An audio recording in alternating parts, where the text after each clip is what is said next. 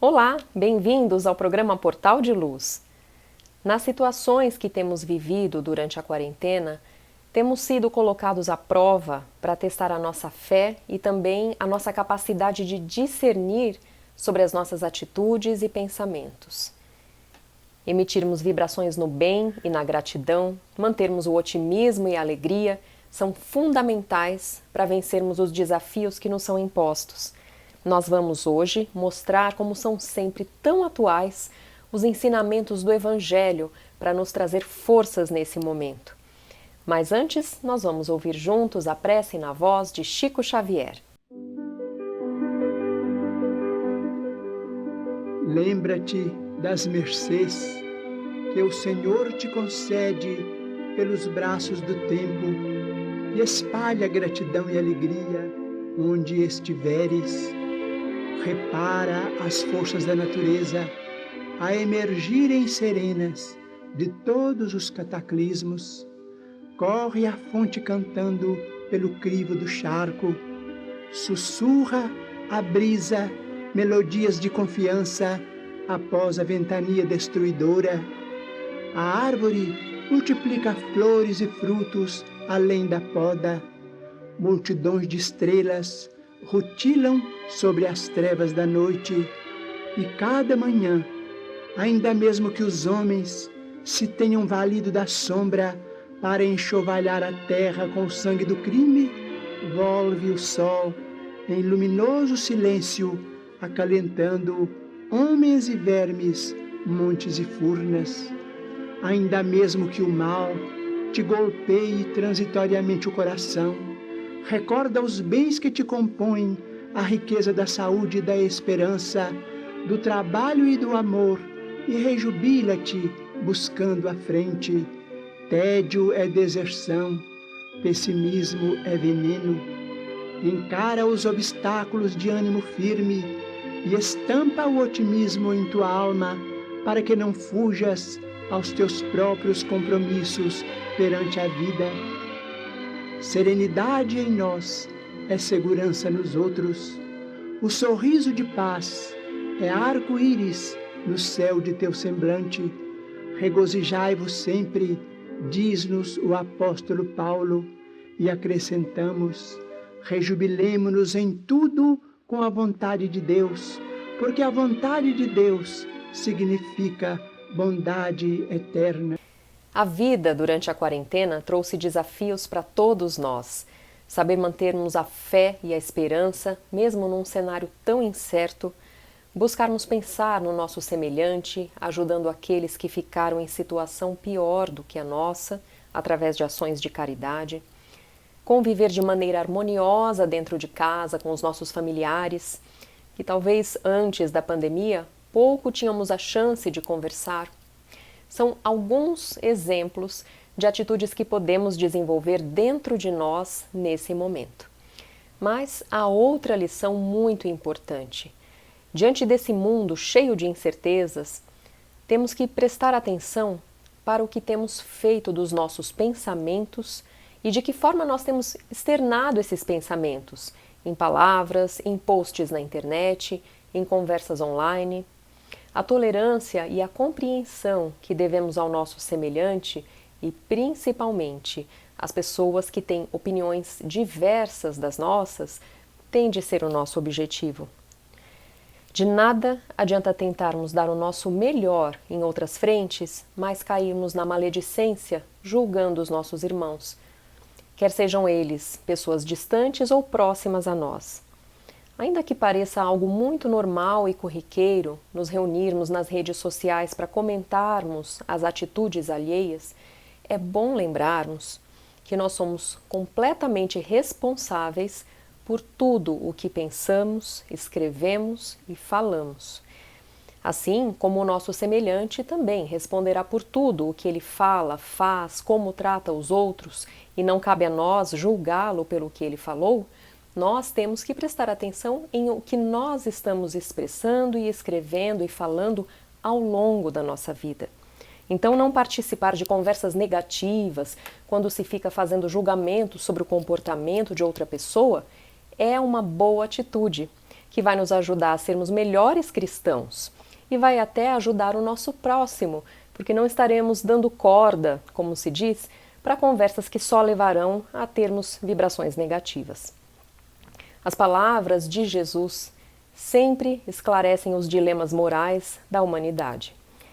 Em O Evangelho segundo o Espiritismo, no capítulo 10, Bem-aventurados os misericordiosos, podemos extrair diversos trechos muito úteis para nós sobre o não julgamento do nosso semelhante.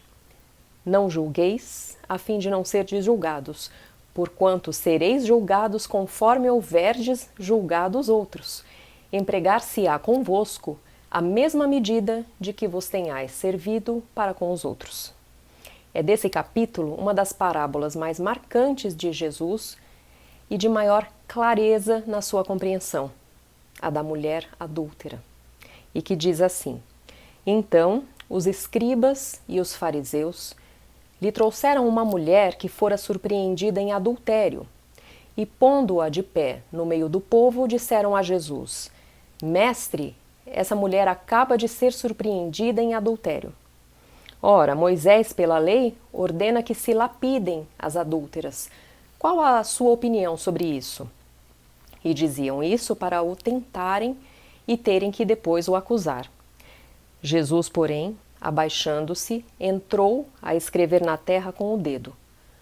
Como continuassem a interrogá-lo, ele se levantou e disse: Aquele dentre vós que estiver sem pecado, atire a primeira pedra. Em seguida, abaixando-se de novo, continuou a escrever no chão. Quanto aos que o interrogavam, esses, ouvindo-o falar daquele modo, se retiraram, um após o outro, afastando-se primeiro os mais velhos. Ficou, pois, Jesus a sós com a mulher, colocada no meio da praça. E então, levantando-se, perguntou-lhe Jesus: Mulher, onde estão os que te acusavam? Ninguém te condenou? E ela respondeu: Não, Senhor. Disse-lhe Jesus: Também eu não te condenarei. Vai-te e não tornes a pecar.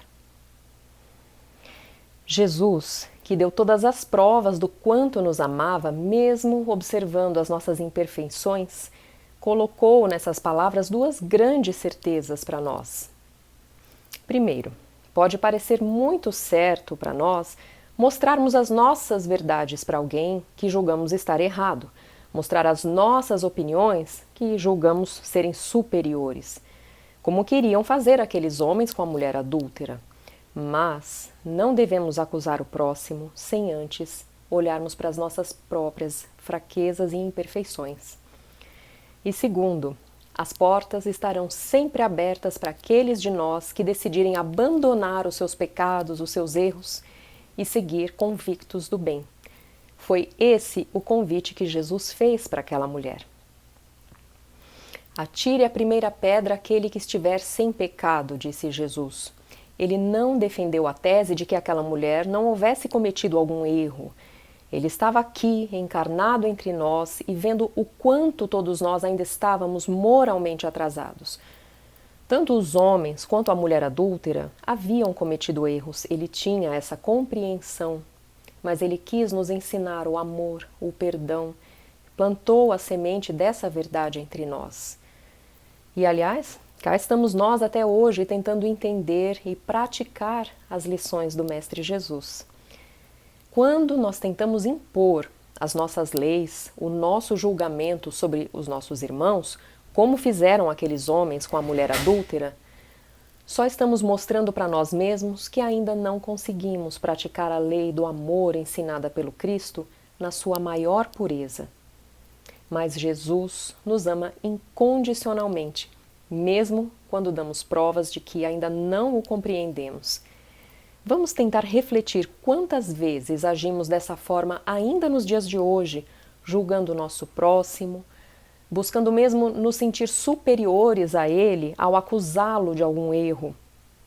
Muitas vezes aquele que nós queremos criticar está, aos olhos de Deus, praticando o bem e se dedicando à sua reforma íntima de uma maneira muito mais profunda e sincera do que nós mesmos, que podemos talvez estarmos estagnados, sem olhar para dentro de nós mesmos, sem nos melhorarmos, apenas observando e julgando as pessoas ao nosso redor. Nesse mesmo capítulo 10, bem no final, nós temos 3 questões respondidas pelo Espírito de São Luís sobre o perdão e a indulgência. E também são reflexões muito atuais, pertinentes para o que estamos vivendo nos dias de hoje, com as redes sociais, com essa ebulição de acontecimentos. A primeira pergunta é assim: ninguém sendo perfeito, seguir-se-á que ninguém tem o direito de repreender o seu próximo? E São Luís responde: certamente que não é essa a conclusão que deve tirar-se, porquanto cada um de vós deve trabalhar pelo progresso de todos, e sobretudo daqueles cuja tutela vos foi confiada.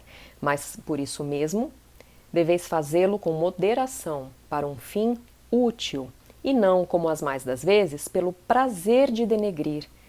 Nesse último caso, a repreensão é uma maldade. No primeiro, é um dever que a caridade manda que seja cumprido com todo o cuidado possível.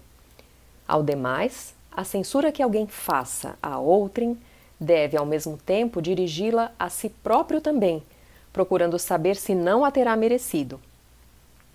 Portanto, São Luís mostra aqui que até podemos corrigir o erro em outra pessoa, pois claro que todos devemos evoluir e ajudarmos uns aos outros a evoluir também. Mas Deus conhece o nosso íntimo, as nossas intenções reais. Portanto, quando buscamos descobrir e corrigir o erro que alguém cometeu e tivermos aquela secreta intenção de denegrir aquela pessoa, estaremos escolhendo um caminho mais duro para nós mesmos. Afinal, não julgueis para não serdes julgados. Empregar-se-á convosco a mesma medida de que vos tenhais servido para com os outros. São Luís sugere inclusive que façamos um exame de consciência antes de qualquer julgamento ao próximo, para saber se não merecemos aquela crítica também. Na sequência, nós temos outra pergunta dirigida a São Luís. Será repreensível notarem-se as imperfeições dos outros, quando daí nenhum proveito possa resultar deles, uma vez que não sejam divulgadas? E ele responde: tudo depende da intenção. De certo, a ninguém é impedido ver o mal quando ele existe. Seria mesmo inconveniente ver em toda parte só o bem. Semelhante ilusão prejudicaria o progresso. O erro está no fazer-se que a observação redunde em detrimento do próximo, desacreditando-o sem necessidade na opinião geral. Igualmente repreensível seria fazê-lo apenas para dar expansão a um sentimento de malevolência, a satisfação de apanhar os outros em falta. E aí nós temos que refletir, será que nós não temos usado a maledicência na nossa vida, entrando em conversas improdutivas e que nada nos acrescentam no aprendizado das palavras do Jesus, reclamando das pessoas, sejam elas familiares, políticos, pessoas anônimas ou não? E por fim, a última pergunta dirigida a São Luís. Haverá casos em que convenha que se desvende o mal de outrem? E ele responde: é muito delicada essa questão, e para resolvê-la, necessário se torna apelar para a caridade bem compreendida. Se as imperfeições de uma pessoa só a ela prejudicam, nenhuma utilidade haverá nunca em divulgá-la. Se, porém, podem acarretar prejuízo a terceiros, deve-se atender de preferência ao interesse do maior número. Segundo as circunstâncias, desmascarar a hipocrisia e a mentira pode constituir um dever. Então nós vemos que ao final São Luís ainda faz essa ressalva de que trazer a verdade à tona, desmascarar os erros de alguém, pode até ser um dever moral, caso esta pessoa esteja prejudicando outros irmãos. Então tudo depende da nossa intenção em fazer o bem, jamais por vaidade ou por querer se sentir superior. O capítulo 10 nos traz sempre muitas reflexões, porque ainda caímos muito na tentação de apontar o erro do outro e de nos sentirmos mais conhecedores da verdade. Porém, somos todos aprendizes e temos muito a evoluir.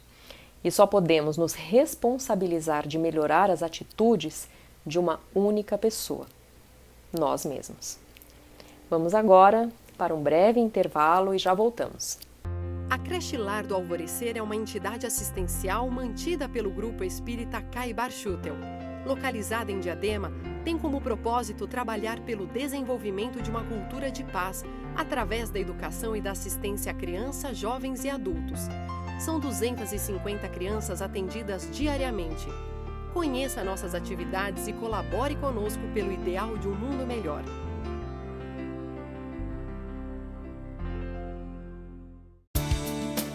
O jornal Folha Espírita, fundado em 18 de abril de 1974, se dedica à divulgação da doutrina espírita. Saiba mais sobre assuntos atuais com o enfoque do espiritismo, além de entrevistas e artigos de diversos colunistas.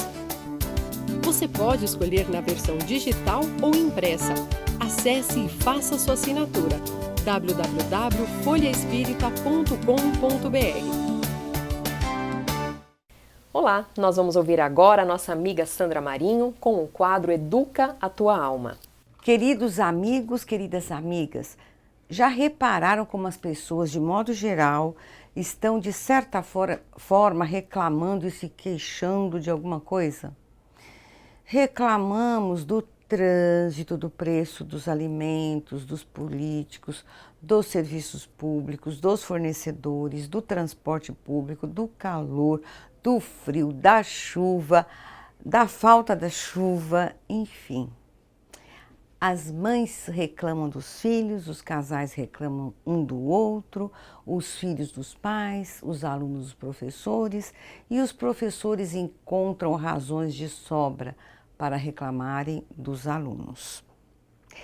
Se analisarmos melhor, passamos muito tempo da nossa vida nos indignando ou nos chateando, porque não concordamos com algo ou nos sentimos injustiçados ou incompreendidos de alguma forma. Ou porque somos constrangidos a conviver com situações das quais não compartilhamos os princípios. Tudo bem, realmente não faltam no nosso cotidiano fatos que nos conspiram contra fatos que conspiram contra os nossos interesses, valores e princípios, os quais, na grande maioria das vezes, a nossa interseção ou não é possível ou não nos compete diretamente. Daí, nosso permanente estado de irritação. Esse estado da alma, sempre inflamado e desalentado, só nos traz mais aborrecimentos e vão minando a nossa alegria e a nossa energia. Então, o que fazer? Na nossa experiência de vida, um dos antídotos para que não entremos neste estado de perturbação da alma, sem dúvida, é parar de enumerar a série de contrariedades que nos acometem no dia e passarmos a viver mais agradecidos, olhando uma série de coisas também positivas, alegres, que acontecem na nossa vida cotidiana. Observem que quando focamos nas situações que nos contrariam, naquilo que não compactuamos, não aceitamos, enfim, ficamos de olhos vedados para as demais situações relacionadas ao nosso bem-estar. Passamos a não perceber o lado bom da vida e desprezamos potenciais valorosos, como a saúde, o trabalho, a família, o nosso cônjuge, as pessoas que nos amam, que se preocupam conosco. Perdemos o olhar para o Criador, não sentindo, não percebendo que tudo que a natureza nos oferece é gratuitamente. Alguns acham piegas essa fala, né? Falar da importância da natureza para o nosso equilíbrio e para a nossa felicidade. Eu sempre me lembro de um filme que eu assisti na televisão há muito tempo, que se passava durante uma das guerras entre palestinos e israelenses. Na cena do filme aparecia um oficial aliado estrangeiro chegando num jipe com outro oficial local. O veículo parou e os dois saíram no meio daquelas ruínas deixadas pelas bombas. Então o estrangeiro virou-se para o colega, como a estranhar aquele terrível silêncio do lugar, que antes havia sido uma grande propriedade rural. E o oficial local disse com muito pesar: estranha o silêncio, né? Pois sim, entre as coisas terríveis que a guerra traz, é a ausência total dos passarinhos e o sorriso das crianças. Aquilo me calou profundamente e até hoje fico muito feliz e agradeço pelos passarinhos que cantam principalmente ao amanhecer e ao entardecer. Penso o quanto seria horrível não contar com eles no meu dia. Quando passamos a focar nas coisas que nos fazem bem, temos mais força e ânimo. Passamos a ter uma confiança real no amor, na amizade, no trabalho bem feito, nos nossos dons e habilidades, no conforto que sentimos por saber que Deus está na regência de tudo e que sua justiça é infalível. Temos certeza de que nada nos faltará para que possamos cumprir a nossa missão aqui na Terra. Encontramos a serenidade e a paz que precisamos para mudar aquilo que podemos mudar e aceitar o que não podemos mudar. Enfim, agradecer a Deus e a todos só nos faz bem. É fundamental que passemos este conceito às crianças, aos adolescentes, não somente com conselhos, mas principalmente com a nossa atitude. Assim, estaremos com certeza contribuindo para um futuro melhor, no qual as pessoas serão naturalmente agradecidas e formarão uma sociedade mais compreensiva, vivendo num clima de paz e progresso. Muito obrigada, gente, e até o próximo encontro. E agora nós vamos ouvir o nosso amigo Maida com o Momento Doutrinário. Olá, amigas e amigos do Portal de Luz, sejam bem-vindos a mais um encontro do Momento Doutrinário. Hoje vamos convidar a todos para juntos refletirmos sobre os ensinamentos a respeito dos anjos guardiães ou anjos da guarda, trazidos pelos Espíritos através de Allan Kardec, contidos no Livro dos Espíritos nas questões 489 a 521. O que são os anjos da guarda ou anjos guardiães? São espíritos que se ligam a um indivíduo em particular com uma finalidade, para protegê-lo. Portanto, é um espírito de uma ordem elevada que está junto a cada um de nós. A sua missão é semelhante à de um pai para com os filhos, ou seja, conduzir os seus protegidos pelo bom caminho, ajudando-os com os seus conselhos, consolando-os nas suas aflições e sustentando-os com coragem nas provas da vida.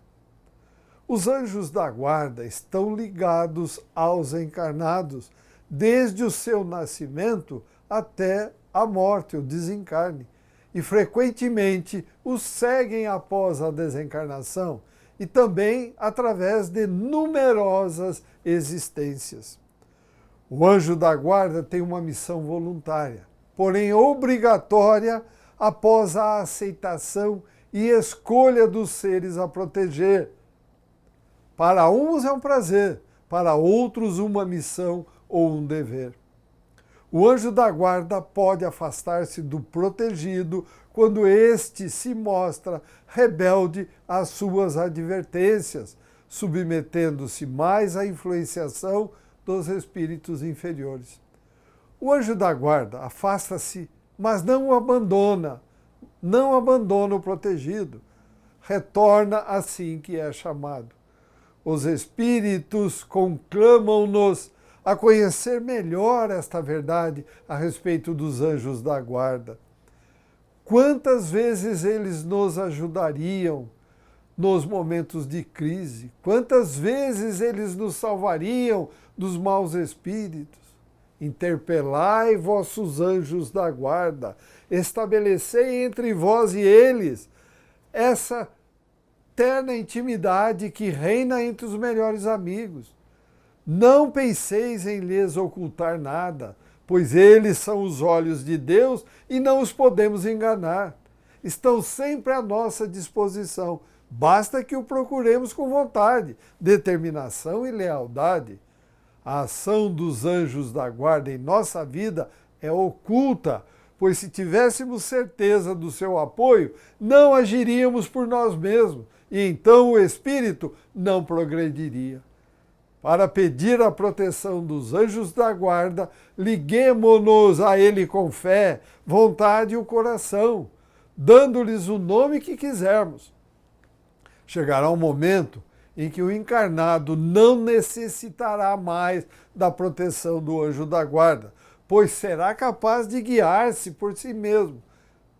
Para concluirmos, trazemos o comentário de Allan Kardec dizendo que, entre os homens e os povos, as causas de atração dos espíritos são os costumes, os hábitos, o caráter dominante, as leis, sobretudo porque o caráter da nação se reflete nas suas leis.